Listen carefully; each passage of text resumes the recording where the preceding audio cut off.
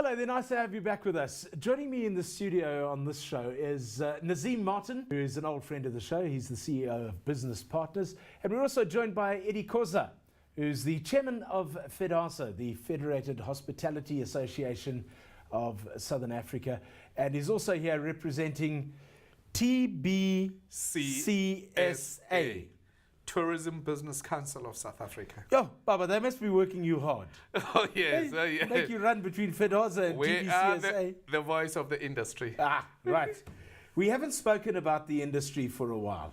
Nazeem, I'm seeing words all over the place talking about an imminent tourism boom in South Africa, based on various factors.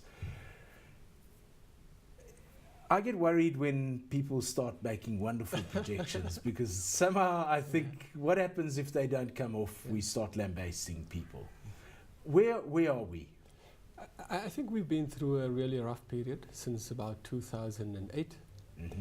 Yes, we had the World Cup, and that sort of eased things somewhat for people in the tourism industry. But straight after the World Cup, I think we've been through a tough time. The world has been through a tough time since 2008. The world economy has been through a tough time. But there are a couple of things that seem to be colluding in a positive way, which makes us believe that things are looking better for the tourism industry. And there are two factors. Well, the first one being the weakening of the rand. Right.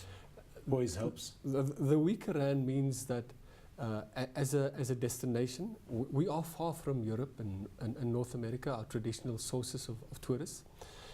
With our rand weakening, we've become a more affordable destination for people from abroad.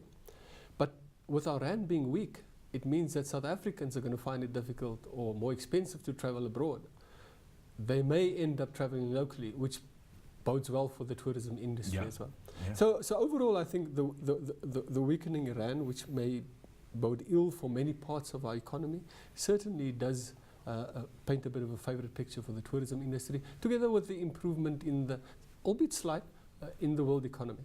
Those are the reasons why we think maybe a boom is putting it strongly, but certainly things are looking a little bit more positive for the tourism industry than it had, let's say, a year or so ago. Eddy, you've also got to factor into that the increased traffic into South Africa from the rest of Africa, from a business and a tourism and a shopping point of view. And also what Nazeem was alluding to there, that the weaker rand makes it more expensive to travel abroad and makes it infinitely more affordable to travel in South Africa, which South Africans don't do enough. You are correct, but there's another angle to this. If we look at the first quarter of the calendar year of the current year, we saw a very good occupancies happening.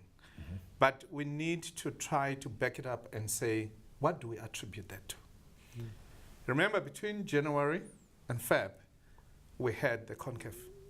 Okay. So therefore, from in terms of inbound, the number increased. Now, in the normal scenario, take out that percentage which was generated by CONCAF and say what is a normal occupancy. But I want to agree with Nazeem that yes, indeed, the skies are looking green. We've gone through the rough patch. But over and above that, what we need to understand is domestically, in terms of leisure and business, we're sustaining it because the occupancy of the country, 75 plus minus 75% is domestic. Business is driven by domestic market. And the balance of that being international, be it you want to call it Africa or pure Europe per se, numbers can be unpacked, but that's the reality. So over and above that, there has been a launch of domestic tourism strategy by the National Department of Tourism. So it contributes positively. We believe there's still a huge opportunity for a potential domestic markets to get our own people to travel in our own provinces, own destination. There are quite a number of them. The other thing, when we look at the numbers and the reason in terms of research as to why are people not traveling enough, is they will give you reason that maybe we cannot afford. But it has not been really the culture in our country. In particular, the majority of the population of our country. That's the culture which we need to bring it into tourism. Yeah, I think you probably would find that historically the majority of the population in South Africa travel for a reason, which would be a wedding or a funeral or something related to family. Yes. But there isn't that culture of, right, everybody, in the car, Masiyahamba, yeah, let's go. Yes. Let's go on holiday. Yeah. It doesn't really, but having said that, and Nazeem, there's something you missed. Yeah. What you missed is you can't only attribute it to culture. I think most people didn't have the money to go and travel. Or the facilities.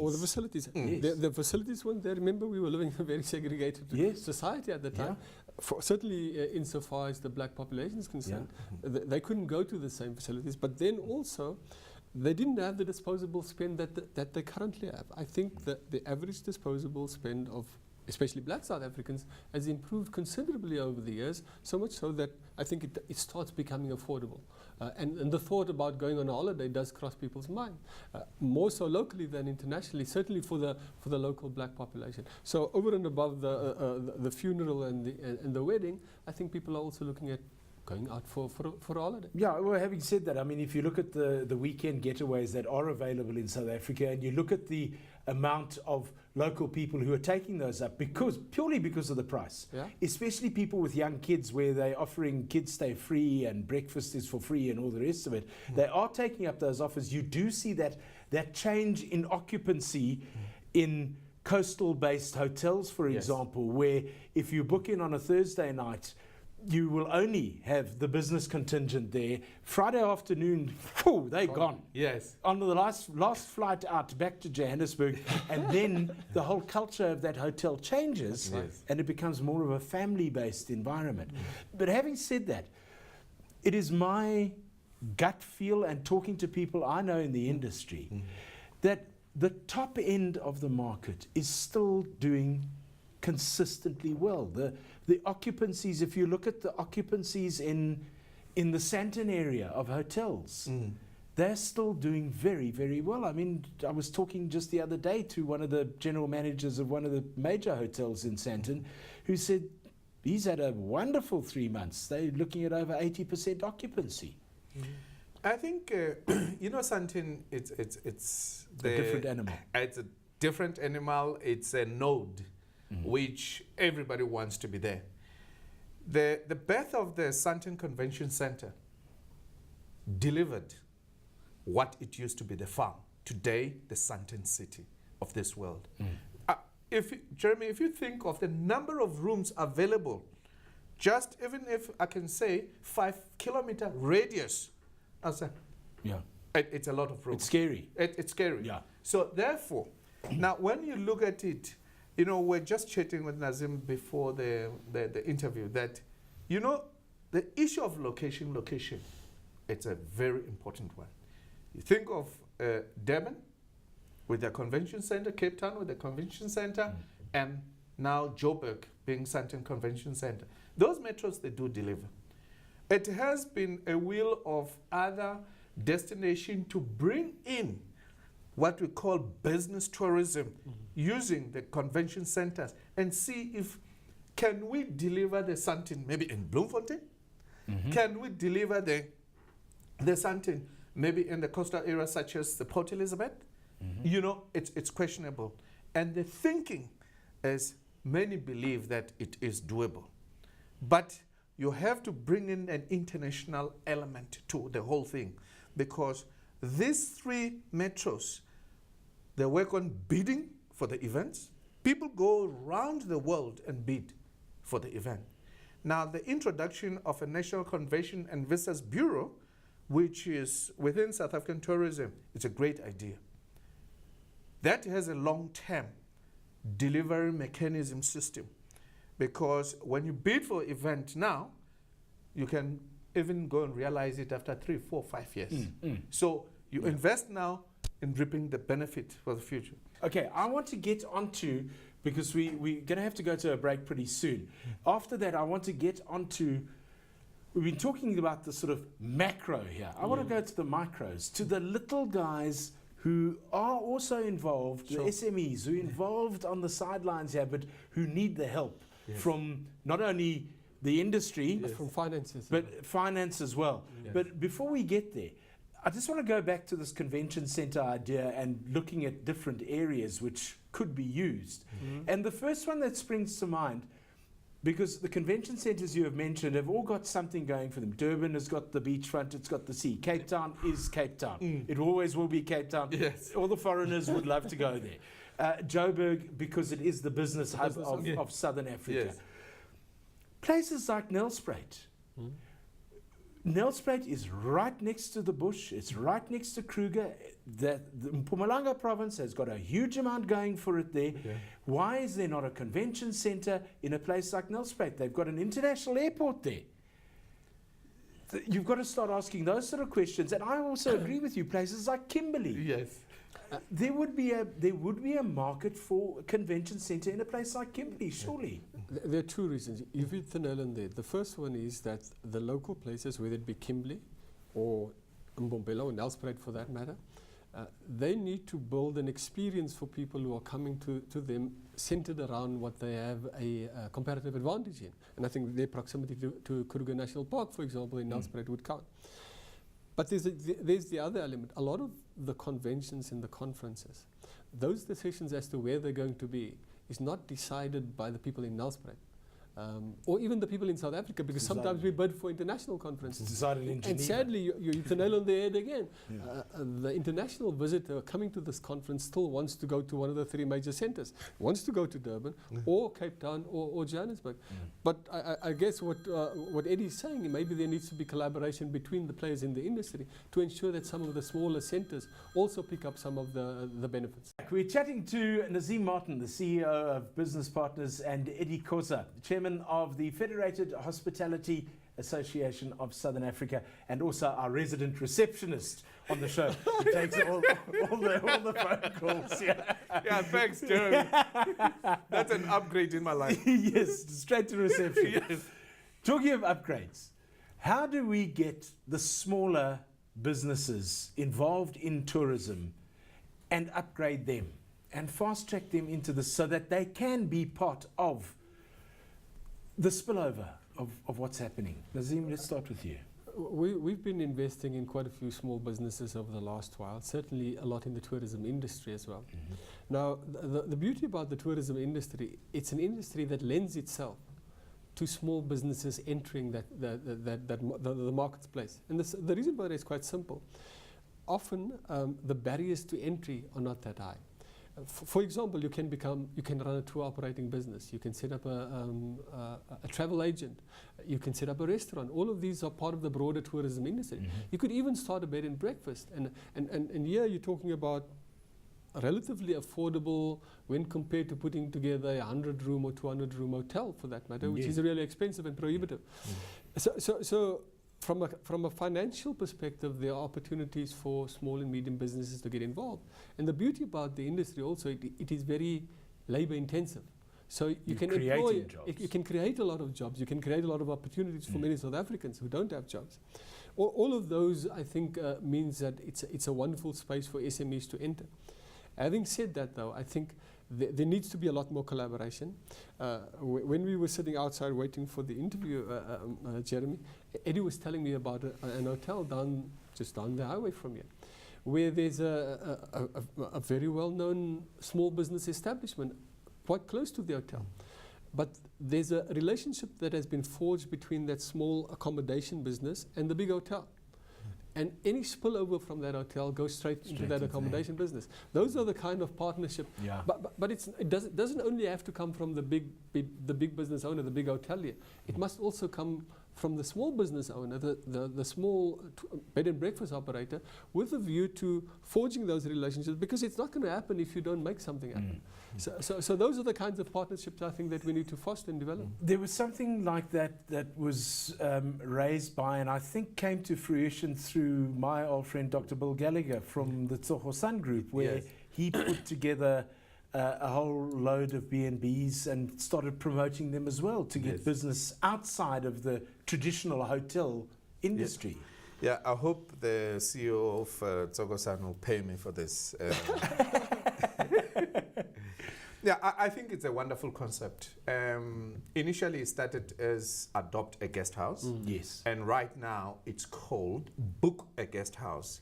I think for that enterprise development from a big contribution point of view is an excellent program. I like it. Most recently, we're in the Portfolio Committee of Tourism, and we spoke about it. I just want to add what Nazeem said. His organization, business partner, comes with the cash. Right. Or any other institution. What is important is how do we create the market channel for the small operator to sustain the occupancies. I'll give you an example. How do we close the gap between the large operator and that Auntie Mary and Brajo's operation, that the occupancy or the business is sustainable? That's what it's important. And I believe, in my view, for any transformation, if we can find a good model for the market channel, because the issue of teaching the small operator the good business practice, I think is doable, it's easy. But the sustainability of market channel, that's what it's important. If there's anything which, in my view, can keep Nazeem awake, it's when he has to give money and not have the guarantee of the occupancies. That remains a central concern. But how do those small businesses, let's say they've got the business savvy, they've got the facility, they've got the service ethic, because exactly, that's what they've got everything going for them. How do they break through the barrier to publicize the fact that they are there? Because that, to me, is probably one of the most difficult things to do in this country when it comes to being a small business in the tourism industry. It's hard. It's hard. They don't have the money. They don't have the deep pockets that big business has in order to publicize their businesses. So they got a leverage of big business. I think the crucial thing to do is to forge those relationships we spoke about earlier. Go and talk to don't see the big hotel on your doorstep as your competitor. Go and talk to them. Go and talk to them not only about sending their excess guests to you, but talk to them about who collects their guests from the airport. You can set up a business around calling people to and from between an hotel and the airport. So I think the initiative has to also come from the entrepreneur. You can't sit back and say to yourself, I don't have money to place big ads, I don't have money to go to international exhibitions, that means my business is dead. You've got to get off your backside, right, and use the little resources you have. And it's all about the relationship. Forge those relationships. If you can reduce it to a contract, even better. Right? In that way, you will ensure throughput through your business. Because at the end of the day, as Eddy pointed out, if you don't have bums in bed, if you don't have people sleeping in your beds at night and paying for it, then your business can't survive. But I mean, the thing is that, sorry, Eddy, you maybe let me add just one more to that. Yeah. Tourism is not about accommodation. No, it's a complete experience. Yeah. Now, when he talks about the tour guide, Jeremy, think of you. Now, if you have to travel to Cape Town, leaving your office here, and we say, do not touch your car. There are quite a number of people, those who will benefit in the whole stream, the tourism value chain of it. If we say to you, travel to Cape Town without having to use your vehicle, and please, where possible, I almost said, don't hire the car. But you can't say that. I can't say that. You can't say that. But if people if like Mark Coker and the yes. very cross with you. Yes. But if you live here, somebody picks you up. That tour operator which Nazeem is talking about will benefit. Yeah. And then you fly, you land. Another tour operator picks you up. You that even person- dropped one out here. Yeah. You get to the airport, you get the porter to take your luggage. Yes. There's somebody else earning their Yes. living. You check into your plane, Yeah. there are a whole lot of people earning their living. Yeah. You And- get to Cape Town, Yeah. you get a tour operator to drop you at your B&B. Yeah. You think of, actually, you know what, let's think of something here. Let's take that trip. You've got the tour operator picking you up in Joburg. Yeah. Yeah. He has got 3 employees and his family. Let's say there's 5. The porter supports his family. Yeah. Yeah. He's got a wife and 2 children. There's 8. You get on the plane. That person who checks Before you you get in, onto the plane, the person checks you in at the airport. yeah, the person who checks you in, the steward, the security guy at our That's right. Tamba. Jeremy, remember, please wrap your bag as well. Wrap your bag. Yeah, before you've got to Cape Town, you have probably supported A lot of people. 30 people in an extended family just by getting there. The new it's a- language should be tourism value chain. You say a lot of important things and a lot of truths, and certainly it spells out how good tourism is for the economy. But when somebody decides to go on a trip, whether it be for business or leisure, they certainly don't base their decision on how many jobs they're going to create. Ultimately, they base it on who they're going to use. They base it on the quality of service that they're going to be getting from that service provider. Whether it be the tour operator, whether it be the person in the lounge at one of the airlines, whether it be the security guard, you don't have a choice. You got to go through that security gate. But certainly where you have choices, you're going to choose those people who provide you with a good quality service. Ultimately, the tourism business is about service. If you don't provide the right service at the right price, then you will also go out of business. So I think a lot can be done, a lot should be done to raise the level of awareness of people like ourselves who travel, that we should be supporting small business a little bit more than we have.